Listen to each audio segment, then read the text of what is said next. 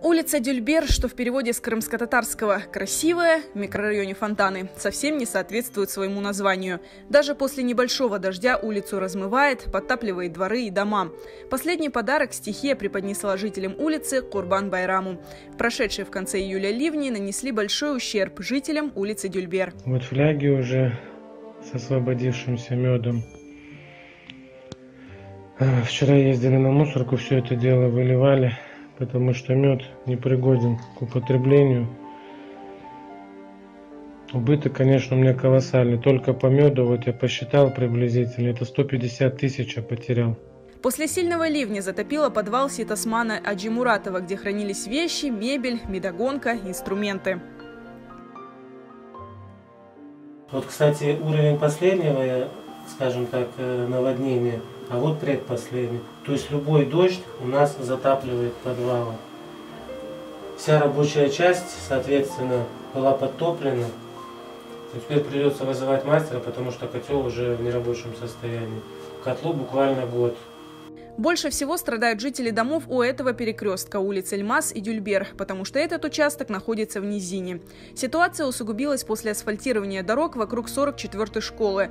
Потоки воды и грязи стекают на улицу Дюльбер не только с верхних улиц Фонтан, но и с улиц микрорайона Акмечеть.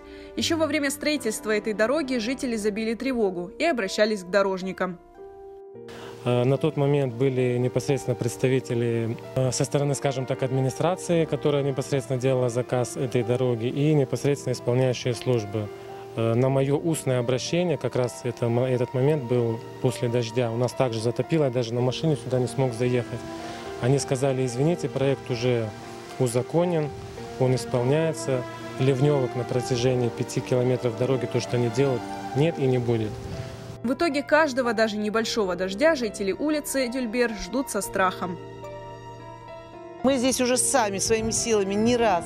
Денег сколько мы скидываемся, сколько мы это камни, щебни высыпаем. Вы посмотрите, видно, что здесь когда-то был камень или щебень.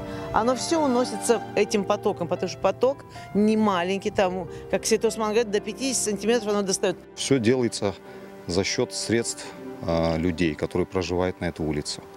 Постоянно собираем средства, отсыпаем дороги, как определенные погодные условия, ливни, дожди, все как на пороховой бочке. Постоянно у всех затапливает, наносится ил, расчищаем за свой счет, то есть несем какие-то убытки.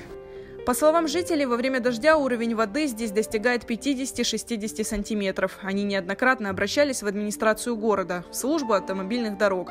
Но каждый раз получают только отписки, которых скопилось уже немало.